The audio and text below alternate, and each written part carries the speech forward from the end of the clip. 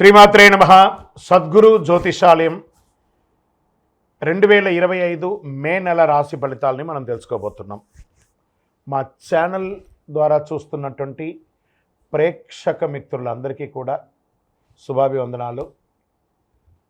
మా ఛానల్స్ బాగా చూస్తున్నారు, ధన్యవాదాలు. కానీ సబ్స్క్రైబర్స్ అనేవాళ్ళు కొంచెం తక్కువగా ఉన్నారు, కొంచెం సబ్స్క్రైబ్ చేయండి. ఈ పక్కనున్న బెల్ బటన్ కానీ మీరు కొట్టేస్తారనుకోండి, మా ఛానల్లో ఉన్నటువంటి అన్ని కార్యక్రమాలు కూడా మీకు వస్తూ ఉంటుంది, మీరు చూడొచ్చు. మీకు ఉపయోగపడే విషయాలు చెప్పడం జరుగుతుంది. కమింగ్ టు జాతకం. జాతకం అనేది పడుతున్న వర్షానికి ఒక గొడుగే, కానీ జాతకం జీవితం కాదు. మేము చెప్పే ఈ రాశి ఫలితాలు గోచార గ్రహస్థితులను దృష్టిలో పెట్టుకొని చెప్తున్నాం. ఇది మీ యొక్క వ్యక్తిగత జీవితానికి ఒక 30% నుంచి 40% మాత్రమే వర్తిస్తుంది. మీరు పుట్టినప్పుడు ఉన్నటువంటి ఆ లగ్నము, ఆ నక్షత్రము, ఆ పాదాన్ని బట్టి మీ యొక్క సంపూర్ణ జాతకం అనేది తెలియబడుతుంది.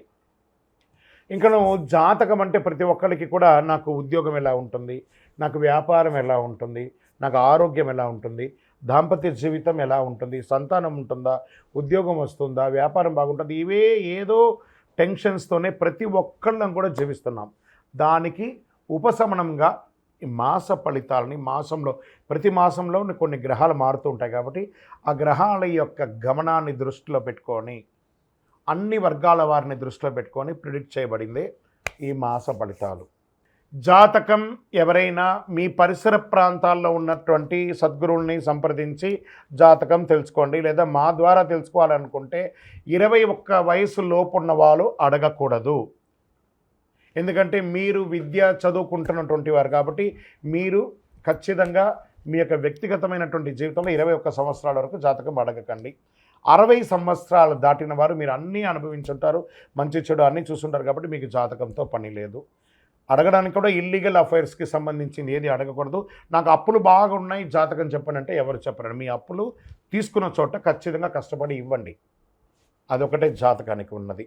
ఇప్పుడు మనం 12 రాసుల్లో ఒక్కొక్క రాశిగా మనం చెప్పుకోబోతున్నాం. జ్యోతిషాస్త్రరీత్యా 12 రాసుల్లో 12వ రాశి అయినటువంటి మీనరాశి మిత్రులారా, మీరు పూర్వభాద్ర నక్షత్రం 4వ పాదం, ఉత్తరాభాద్ర నక్షత్రం 1, 2, 3, 4 పాదం, రేవతి నక్షత్రం 1, 2, 3, 4 పాదాలకి జన్మించిన మీరు మీనరాశి వారిగా పరిగణించబడుతున్నారు.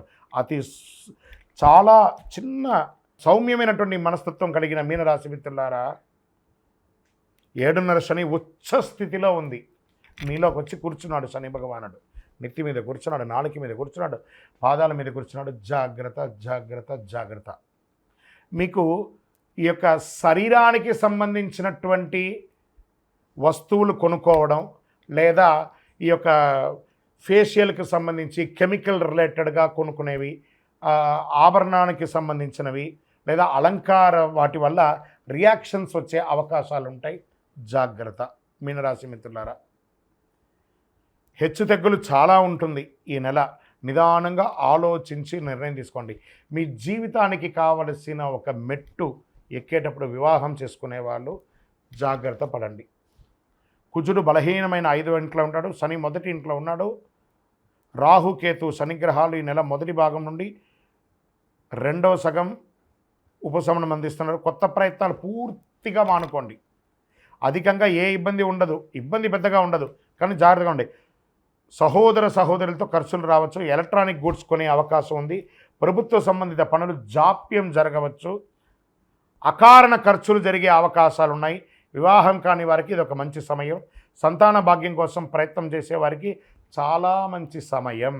వ్యాపారులకు ఇది మంచి అనుకూలమైనటువంటి నెలగా చెప్పచ్చు. ఎందుకంటే గురు బాగున్నాడు. సమస్యలు కూడా వచ్చే అవకాశాలు కూడా ఉన్నాయి. కొత్త ప్రయత్నాలు ఏది ప్రారంభించకండి. బాగా ఆలోచించే నిర్ణయాలు తీసుకోండి. పెద్దవాళ్ళ సలహా తీసుకోండి. మీకు మాత్రమే తెలుసు అనుకోకండి, మీకు కూడా తెలుసు అనుకోండి. ఇది బాగా నోటీస్. మళ్ళీ చెప్తున్నాను, మీకు మాత్రమే తెలుసు అనుకోవడం అహం, మీకు కూడా తెలుసు అనడం సబ్జెక్ట్ నాలెడ్జ్. దాని ప్రకారంగా మీనరాశి వారు తెలుసుకోండి.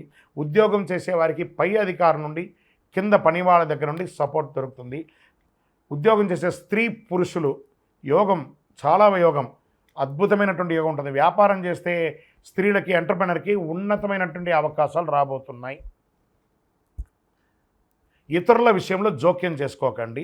ఇతరులు మీ విషయంలో జోక్యం కాకుండా చూసుకోండి. విద్యార్థులు మీరు కోరుకున్న విద్య చదవడం చాలా శ్రమించవలసి ఉంటుంది. చదువు కోసం ప్రయత్నం చేస్తే వాళ్ళు విదేశీయ చదువు కోసం కాస్త వెయిట్ చేయండి. వృత్తి వ్యాపారాల్లో ఒడిదుడుకులు ఉన్నాయి. గృహ నిర్మాణ పనులు కాస్త మందగించే అవకాశాలు కనబడుతున్నాయి. రియల్ ఎస్టేట్ వారికి మిశ్రమం. కోర్టు కేసులు కాస్త వాయిదా పడే అవకాశాలు ఉన్నాయి, లేదా కొన్నిసార్లు అపజయం అయ్యే అవకాశాలు కూడా ఉన్నాయి. కొత్త ప్రయోగాలు ఏది ప్రారంభించకండి. ఆర్థికంగా అనవసరమైనటువంటి ఖర్చులు, వాగ్దానాలు చేయకండి, ఇబ్బంది పడతారు. ఆరోగ్యం చాలా జాగ్రత్తగా ఉన్నాయి. యాసిడిటీ లేదా అజీర్ణం ఇలాంటివి కూడా కొంచెం అవకాశాలు ఉన్నాయి. జాగ్రత్త. కాలేయ సంబంధిత వ్యాధులు కూడా వచ్చే అవకాశాలు ఉన్నాయి, జాగ్రత్త పడండి. రాజకీయ నాయకులకి ఇది ఒక గడ్డు కాలం. సైలెంట్గా ఉండండి. ప్రజాక్షేత్రం వెళ్ళేటప్పుడు ఎంతలో ఉండాలో అంతలోనే ఉండండి. తస్మాత్ జాగ్రత్త. దస్తావేజులు జాగ్రత్త. షేర్ మార్కెట్ అస్సలు ముట్టుకోకండి. వ్యవసాయదారులకి మిశ్రమం. మీడియా రంగం వారికి మిశ్రమం. ఇంకా ఐటీ రంగం వారికి స్ట్రెస్ స్ట్రెస్ స్ట్రెస్, జాగ్రత్త. స్పోర్ట్స్ వాళ్ళకి చాలా బాగుంది. సర్వీస్ సెక్టార్లో ఉన్న డాక్టర్, అడ్వకేట్స్, టీచర్స్, ప్రొఫెసర్స్, తర్వాత పోలీస్ డిపార్ట్మెంట్ లేదా డిఫెన్స్ వీళ్ళకందరికీ చాలా బాగుందని కూడా చెప్పచ్చు. సివిల్ సర్వీస్లో ఉన్న వాళ్ళకందరికీ కూడా మంచి మంచి సమయం అని చెప్పచ్చు. మీకు అదృష్టమైనటువంటి రోజులు మే 1, 4, 6, 8, 11, 14 ఈ రోజులంతా మీకు కలిసి వస్తుంది. అదృష్ట సంఖ్య 1 మరియు 3. చంద్రాష్టమం మే 10 నుండి 11, 12, 13వ తారీఖున తెల్లవారుజామున వరకు ఉంటుంది. జాగ్రత్త పడండి. 2.5 రోజులు చాలా జాగ్రత్తగా ఉండాలి. పరిహారం: నవగ్రహాలకి ప్రతిరోజు 19 ప్రదక్షిణాలు తప్పదండి. అంటే మాకు టైం లేదండి అంటే భగవంతుడికి కూడా టైం లేదండి, ఆయన కూడా చాలా బిజీ. మీరు ప్రదక్షిణ చేయకపోతే మీకు పనిష్మెంట్ ఇస్తాడని కాదట, కాస్త ఉపశమనం.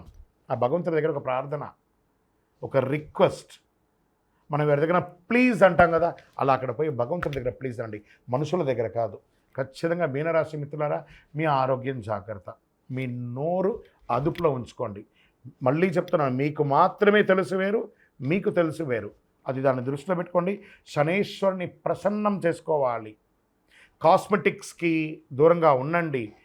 అన్ని రకాలుగా జాగ్రత్తగా ఉండాలి. మీ యొక్క కులదైవం, ఇష్టదైవం దగ్గరికి పోయి మీ వయస్సు ఎంత ఉందో నెలకొకసారి దీపం వెలిగించండి. అతి శక్తివంతమైనటువంటి కరుంగాళిమాల మీకు 7.5 శని నడుస్తుంది. జమ్మి చెట్టు, శని భగవానుని యొక్క చెట్టు.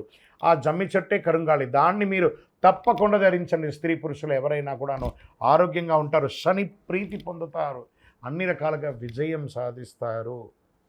ఇంకను మీ వ్యక్తిగత జాతకం తెలుసుకోవడానికి ఈ కింద కనబడుతున్న నంబర్కి మీ యొక్క పేరు, date of birth, time of birth, place of birth WhatsApp చేయండి. విజయోస్తు.